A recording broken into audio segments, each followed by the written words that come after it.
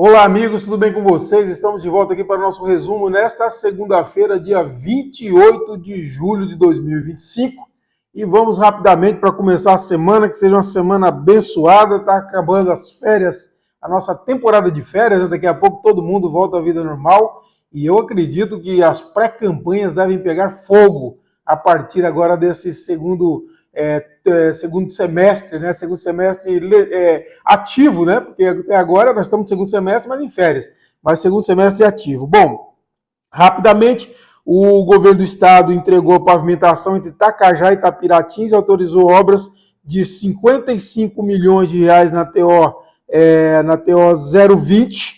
E aí nós temos então aqui o material, teve bastante prestigiado esse evento, vários deputados federais, estaduais estiveram lá para o fim de semana, né, para o lançamento, aí, a entrega e lançamento de investimento em infraestrutura rodoviária no Tocantins, que precisamos muito, né?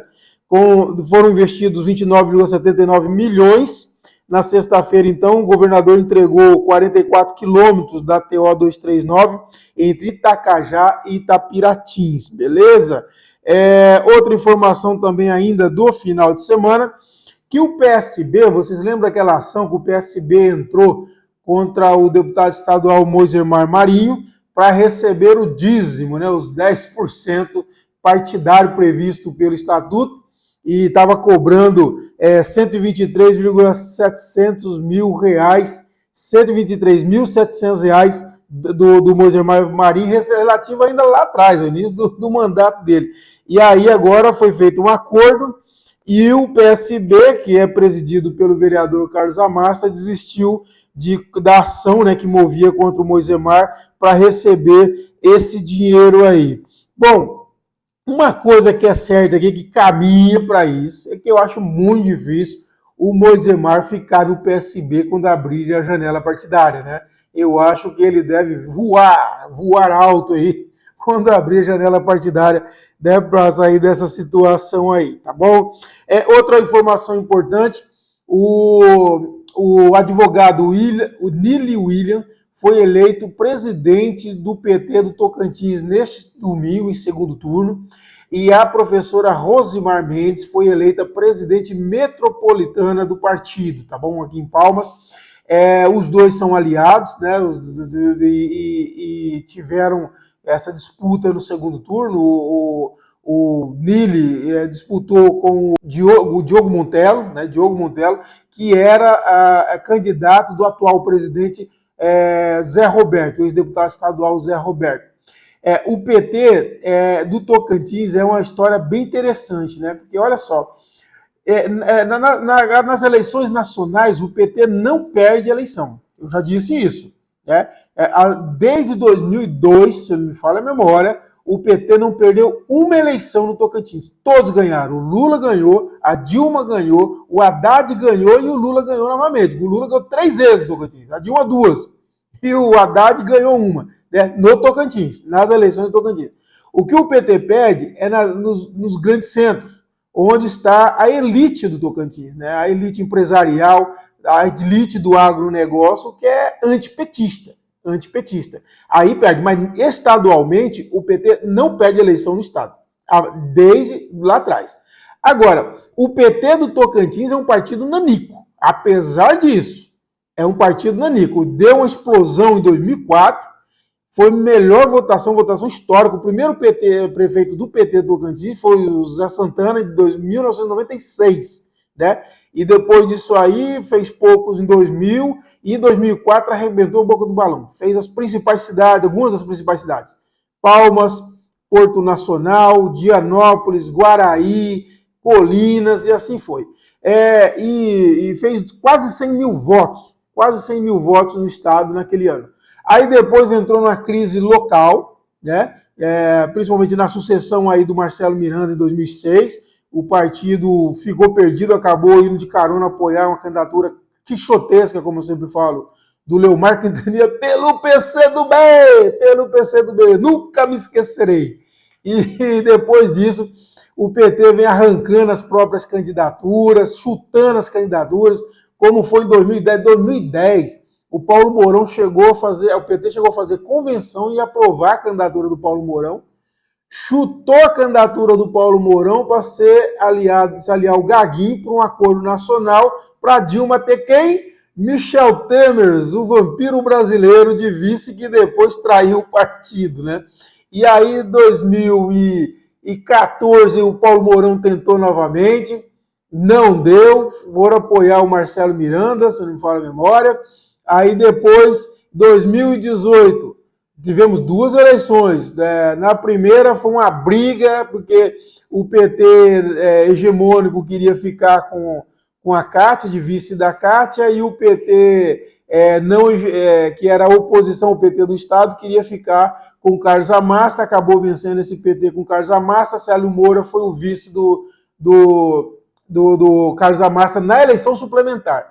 Na eleição ordinária, o PT tomou um tumé do Carlos Amasta e ficou perdido, igual segue em tiroteio, e foi apoiar a candidatura do Marlon Reis, né? Em 2022, somente que o PT conseguiu ter uma candidatura própria, com Paulo Mourão, enfim, mas dentro já dessa federação, que essa federação é horrorosa para o PT, porque não é uma federação de unanimidade. O PCdoB e o PV têm se comportado como puxadinho do Palácio. Isso foi na eleição de 2022, foi na eleição de 2024. Na eleição de 2022, o pessoal do PV e do PCdoB, os principais, não todos, lógico, mas os principais mais fortes eleitoralmente, inclusive o deputado Ivori de Lira, e vários nomes de importância do PT, como a própria deputada Mayla Santana, foram apoiar a reeleição do governador Vanderlei Barbosa. Então o PT não consegue unidade. E o PT tem uma grande dificuldade no Estado, que é um partido que não se aproxima da sociedade. Nesse período do Zé Roberto, aí para trás, desde um pouco mais para... Desde lá atrás, na verdade. Desde lá atrás. O PT, ele não tem relação com a sociedade. Olha, para você ter uma ideia, o Diogo Montello não fez um contato comigo. Não fez um contato comigo, acredito com a imprensa toda, não sei. Mas comigo não fez um contato, eu faço cobertura política. Não fez um contato para se apresentar, quem sou eu, qual a minha proposta. Eu conheço ele, gente boa, excelente pessoa, excelente quadro do PT, inclusive. Mas é para mostrar como o PT ele é voltado para si. Ao contrário do presidente Lula, que é povo mesmo, geral, ele não tem... ele conversa com todo mundo. O PT do Estado é uma sociedade secreta. Então, assim, a primeira coisa que o Nili deve se preocupar, e eu conversei com o Nili, olha, muito preparado, veio aqui, conversamos muito tempo, toda semana nós conversamos, e assim, e ele tem dito isso, de querer fazer essa aproximação do PT com a sociedade, não é só com movimentos sociais.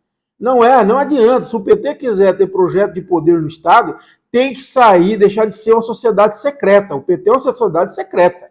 O PT existe para o PT. Ele não existe para a sociedade. No Tocantins, eu estou dizendo.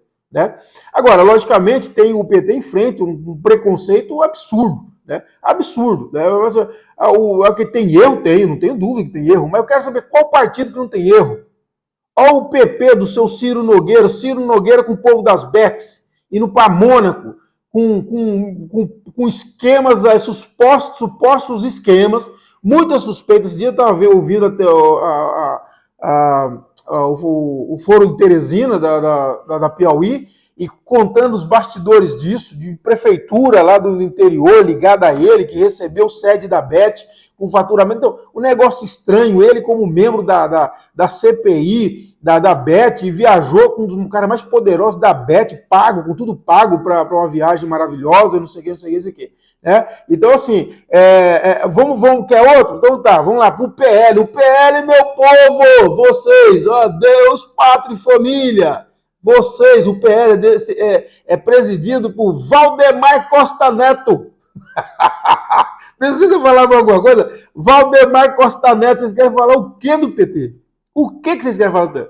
União Brasil, o tal do Rueda. Nesse domingo eu estava vendo lá o cara fazendo uma postagem lá de Alagoas e falando lá das suspeitas que tem sobre o cidadão. E o outro que antes dele lá nem se fala. Depois tem aquela briga, uma briga esquisita de tacar fogo e não sei o quê. Olha, nenhum partido deste país tem moral, decência para apontar o dedo pro PT. Nenhum. E eu não estou falando que o PT é santo, não. E não sou petista, apesar, não ligo. Eu ligo se disser que eu sou da extrema direita. Aí eu fico muito chateado. Mas eu não sou petista. Mas se quiser dizer que eu sou petista, pode dizer. Mas eu não sou petista. Eu tenho críticas grandes ao PT, ao Lula, com toda a admiração do mundo. Lula, eu não tenho dúvida. Hoje é o maior líder do Brasil, de massa do Brasil, e um dos maiores líderes da história do Brasil. Isso aí não tenha dúvida.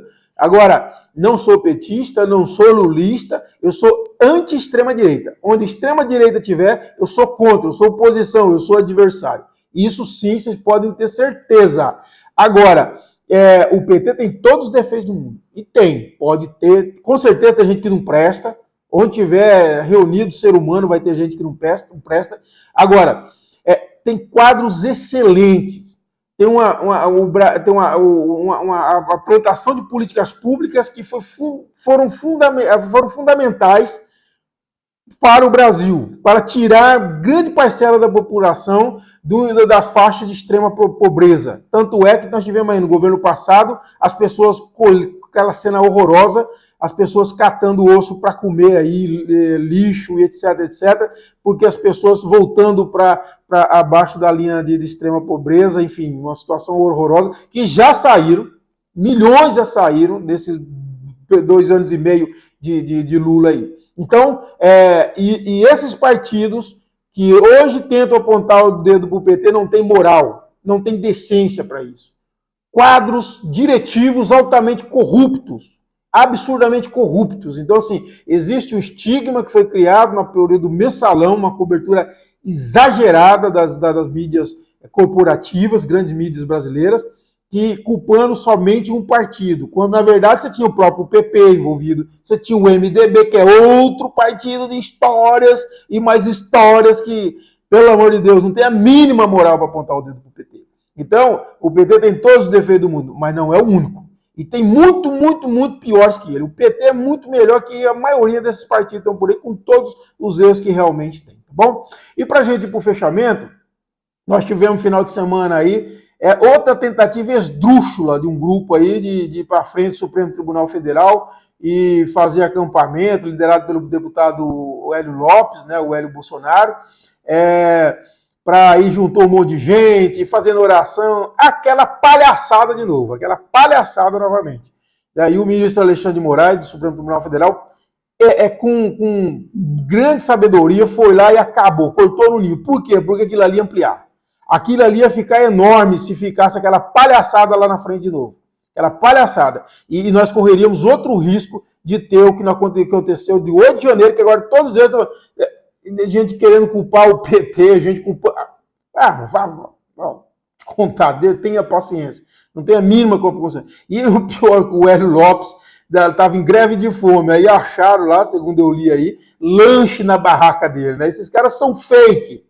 Fake, o patriotismo dele é fake, a fé deles é fake, a família acima de tudo para eles é fake, essa gente é fake, totalmente fake. Então, assim, parabéns, ministro Alexandre de Moraes, impediu que novamente o outro movimento, que nós tivemos aquela palhaçada em frente aos quartéis, que virou uma baderna Brasil afora e resultou no que resultou.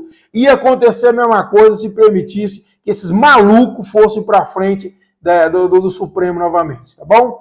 É isso, pessoal. Boa semana. Começando, essa semana vai ser animada, tá bom? Promessa, inclusive, de vir aí confirmar a taxa do Trump. Mas o Brasil é soberano. O Brasil não pode dar o pescoço à coleira. A coleira. Tem muita gente, esses falsos patriotas, que dizem que são patriotas, defendendo que o Brasil se agache pro Trump. Vocês não são patriotas. Vocês são impatriotas, como eu sempre falei, e são. A extrema-direita não é patriota, é analfabeta política e apatriota. O Brasil tem que ter soberania, sabedoria, não ir para o enfrentamento, mas precisa agir como um país soberano. Não vamos interferir no nosso processo judicial, ninguém tem direito a interferir no processo judicial. Não adianta, Bolsonaro vai pegar 30 anos de cadeia, gostando ou não, tá bom? E é isso, viva o Brasil soberano. Abraço a todos e boa semana.